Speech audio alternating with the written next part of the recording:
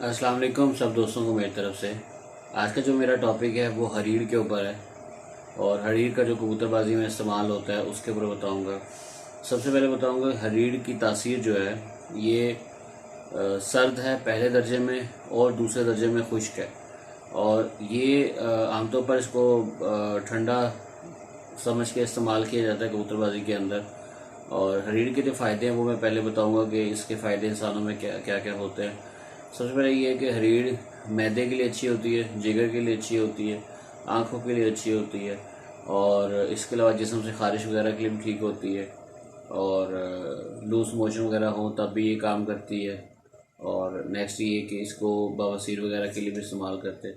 तो ऐसी बहुत सी बीमारियों के लिए इस्तेमाल करते हैं। कबूतरबाजी के अंदर हरीड़ को हम डिफरेंट जगह इस्तेमाल करते हैं। हम वहाँ पे इस्तेमाल करते हैं जहाँ परवाज़ी नुस्खे बनाए जाते हैं। और इसके अलावा परवाज़ बढ़ाने के लिए कुछ पानी बनाए जाते हैं, उन पानियों में भी इस्तेमाल करते हैं। और इसके अलावा हम जहाँ भी रीढ़ इस्तेमाल करते हैं हमारे किसी नुस्खे में भी होती है तो उसकी वजह से कबूतर जंप मारता है और हिट मारता है और परवाज़ में इजाफा करता है। तो हरीड़ बहुत अच्छी चीज़ है, इसके बारे में आगे मैं मज़ीद एक्सप्लेन करूँगा।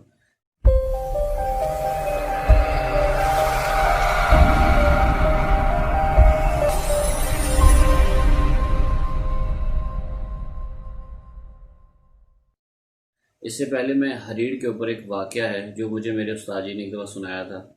तो मैं चाहता हूँ कि आपको वो चीज़ उसी तरह सुनाई जाए जैसे मैंने सुनी है। हरीड़ के बारे में एक छोटा सा वाक़या था। एक गांव था और उस गांव में एक हकीम साहब थे और उनके साथ एक उनका लड़का था जो उनके साथ शागिर्द था, जो काम सीखता था हिकमत का।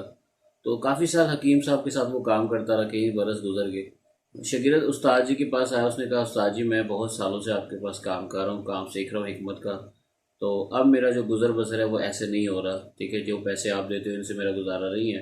तो आप मुझे इजाज़त दो ताकि मैं अपना काम शुरू कर सकूँ या मुझे कहीं और जगह पे मैं अपना यही सेटअप स्टार्ट कर सकूँ। तो हकीम साहब ने फिर उसको इजाज़त दी, ठीक है तुम जाओ और तुम अपना काम शुरू करो, मेरी दुआ तुम्हारे साथ है, इंशाल्लाह तुम कामयाब होगे। तो वो शागिर्द जो था वो जाके किसी गांव में चला गया और वहाँ पे जाके उसने एक हिकमत की दुकान खोली और दुकान खोल के वहाँ बैठ गया और टाइम गुजारना शुरू कर दिया। तो वहाँ पे ये हुआ कि कोई मरीज़ उसके पास ना आए, दिन गुजरते गए, आहिस्ता आहिस्ता टाइम गुजरता गया, महीने दो गुजर गए और काफ़ी टाइम गुजर रहा था साथ साथ। तो लेकिन वो कोई भी मरीज़ वहाँ पे नहीं आ रहा था। तो वो परेशान होकर वापस हकीम के पास आया। हकीम साहब से उसने डिस्कस किया कि हकीम साहब मैं जिस गांव में ये काम हिकमत कर रहा हूँ वहाँ पे कोई बंदा बीमार नहीं होता, किसी को नज़ला ज़ुकाम कोई भी बीमारी नहीं लगती, वो लोग बिल्कुल सेहतमंद हैं। और मुझे समझ नहीं आ रही कि वो क्या उनको क्या मसला है, वो क्या खाते पीते हैं कि उनको बीमारी नहीं लगती और जिस वजह से मेरा काम नहीं चल रहा और मैं जो है ना मज़ीद जो है मेरे हालात पहले से ज़्यादा ख़राब हो गए। तो हकीम साहब ने उसे कहा तुम ये चेक करो जाके कि वो लोग खाते पीते क्या है और पानी कौन सा पीते हैं और क्या ये हिसाब है उनका, सारा सिस्टम देख के आओ। तो वो चला जाता है उनका, जो जाके देख के आता है सारा निज़ाम खाने पीने का, हर चीज़ देख के आके फिर उस्ताद जी को जाके बताता है हकीम साहब को कि ये वो खाना पीना उनका ऐसा है। और पानी जो है वो एक नहर का इस्तेमाल करते हैं, किसी नहर से पानी आता है तो वहाँ का नहर का पानी इस्तेमाल करते हैं, मतलब पूरा गांव एक ही नहर का पानी पीते हैं। तो हकीम साहब ने उसको दोबारा भेजा, उसे कहा जाओ अब जाके तुम देखो वो नहर का पानी आता कहाँ से है, उसकी जहाँ से वो पानी आ रहा है तुम वहाँ पीछे जाना शुरू कर दो। वो पानी से जाना शुरू हो गया पीछे, आहिस्ता आहिस्ता जाके वहाँ तक पहुँचा जहाँ चश्मे से पानी निकलता था और जहाँ से पानी गुजर के आगे आता था वो उस जगह पे पहुँचा। उस जगह पे से जाके देखा तो वहाँ पे सब्ज़ हरीर के पौधे थे और वहाँ पे वो छोटे छोटे जो उसके पौधे थे, दरख्त थे, वो वहाँ पे फैले हुए थे। तो उसने आगे हकीम साहब को बताया कि हकीम साहब जहाँ से पानी का आगाज़ होता है वहाँ पे सब्ज़ हरीर लगी हुई है और सब्ज़ हरड़ जो होती है इसके पौधे हैं। तो ये सारा वहाँ पे बहुत बड़ी तादाद में और पानी वहाँ से गुज़र के उनसे गुज़र के आगे आ रहा है। तो वहाँ पे वो लगे हुए हैं। तो हकीम साहब ने उसे दोबारा कहा, उसे कहा अब ऐसा करो, अब तुम जाके वो जो पौधे हैं सारे वो वहाँ से काट दो। पौधे काटने चला गया, पौधे काट के आ गया। 10-15 दिन गुजरे तो आहिस्ता आहिस्ता किसी को हैज़ा, किसी का पेट खराब और किसी को नज़ला ज़ुकाम बुखार होना। तो आहिस्ता आहिस्ता जो गाँव के जो सारे लोग वो आना शुरू हो गए और उस जो चेला था उनका शागिर्द था उसका काम चलना शुरू हो गया। तो चेला था जो उसका काम रुका हुआ था वो दोबारा काम स्टार्ट हो गया और लोगों का बीमार होना शुरू हो गया, वो उस पर उसको फ़ायदा होना शुरू हो गया दरख्त के काटने से। तो अब मैं वापस आता हूँ कबूतरबाजी के अंदर और वापस आता हूँ हरीड़ के ऊपर। वाक़या सुनाने का मकसद ये था कि आपको सिर्फ इसके फ़ायदे के मुतालिक बताऊँ। ये एक ऐसी चीज़ है, हरड़ जो है, जो इंसानों में इस्तेमाल की जाए इसके बेशुमार फ़ायदे हैं।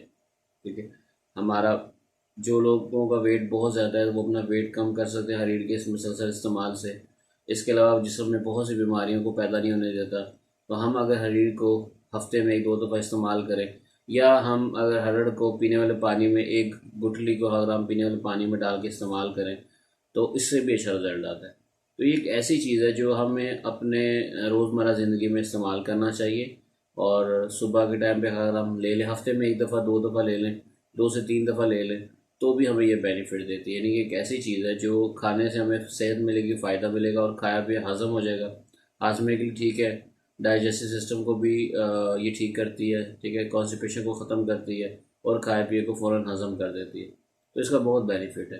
कबूतरबाजी के अंदर जब हम हरीड़ को इस्तेमाल करते हैं, जहाँ जहाँ इस्तेमाल करते हैं वो लोग मोस्टली लोग इसको ठंडे के फ़ायदा लेने के लिए इस्तेमाल करते हैं। हरीड़ ठंडी है तो इसलिए जो है वो इस्तेमाल करते हैं। लेकिन हरीड़ के अंदर जो फंक्शन होता है वो ये भी होता है कि ये कॉन्स्टिपेशन को जो है ना रिमूव भी करती है, यानी कि खाए पिए को हज़म करती है। और आप ये कह लो कि जो पीठें हैं परिंदे की वो लूज़ होती हैं और वो नरम होकर करती हैं। हरीड़ जो है वो कॉन्स्टिपेशन को ख़त्म करती है और इससे पेट नरम होता है। और जब परिंदे को हम हरीड़ का इस्तेमाल करते हैं तो उसकी पीठें जो है नरम होकर निकलती हैं। आप ये कह सकते हो उसको मोशन लग सकते हैं। तो जब भी हम किसी इस्तेमाल करते हैं हरीड़ को किसी भी नुस्खे के अंदर, अगर हम उड़ान परवास के नुस्खे में इस्तेमाल करते हैं, उससे क्या होता है कि हमारा कबूतर की परवास बढ़ के आती है। बेसिकली टेक्निकली ये होता है कि उस कबूतर को थोड़े से मोशन लग जाते हैं, उसकी बिठें पतली होकर निकलती हैं और थोड़ा डिस्टर्ब होता है, पेट थोड़ा सा ख़राब होता है। तो वो कबूतर अपनी परवास से थोड़ी परवास बढ़ा के डिस्टर्ब होकर वापस आ जाता है। तो इसी तरह जो है ना, हम इसको जहाँ पे भी जिन नुस्खों में इस्तेमाल करते हैं, जिन पानियों में इस्तेमाल करते हैं, उससे कबूतर खुल के आता है।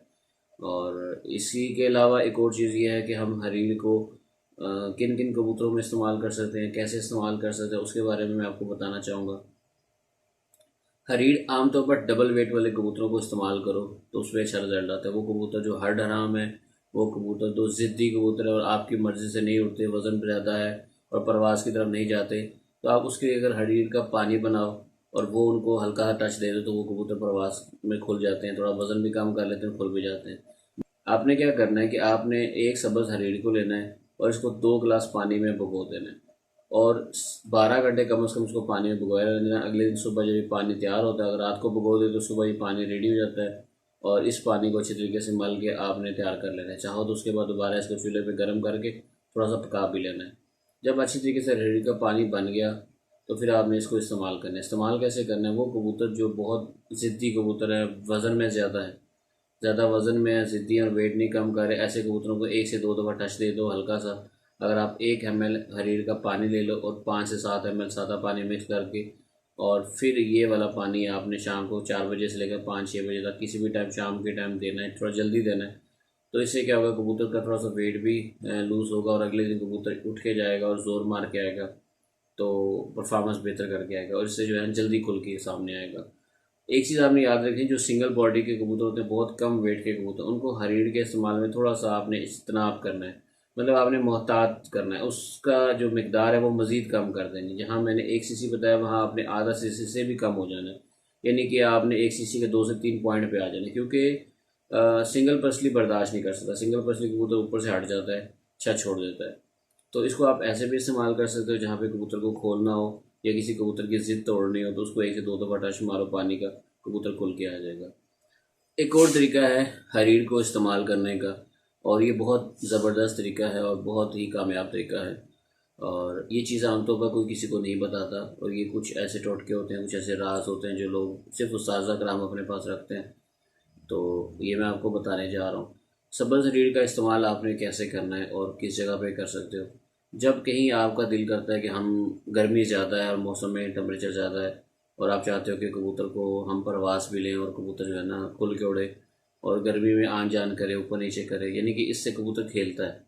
इसमें क्या करना है, आपने आपने तकरीबन 50 ग्राम बाजरा ले लेना है, दाना या बाजरा जो आप कबूतरों को इस्तेमाल करते हो, 50 ग्राम बाजरा ले लेना है।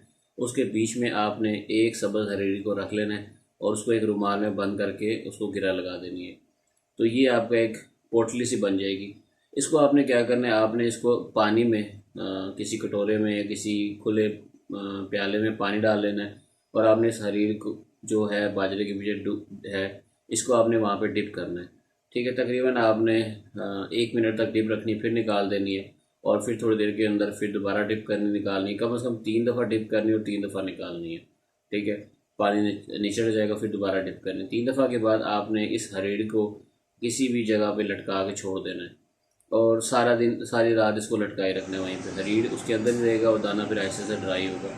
अगले दिन जाके अगर आप रात को ये काम करते हो तो 12-13 घंटे के बाद अगले दिन सुबह आपने ये पोटली खोलनी है और इसके अंदर हरीड़ को निकाल लेना है और जो बाजरा ड्राई हो चुका होगा, खुश्क हो चुका होगा, इसको आपने अलहदा कर लेना है। और ये जो बाजरा आपका बनेगा इसको आपने क्या करना है कि जब शाम को दाने का टाइम आएगा उस टाइम पे आपने थोड़ा सा, यानी कि ये जो बाजरा बनेगा ये 1 चम्मच बाजरा आपने कबूतरों को पहले डालना है। अगर 2-3 कबूतरों के साथ करना है तब भी ठीक है, अगर सबके साथ करना है, 7 है 10 है 11 है, तो जितने कबूतर हैं उनको अगर आपने एक साथ करना है तो आपने उनको 1 चम्मच बाजरे को डाल देना है।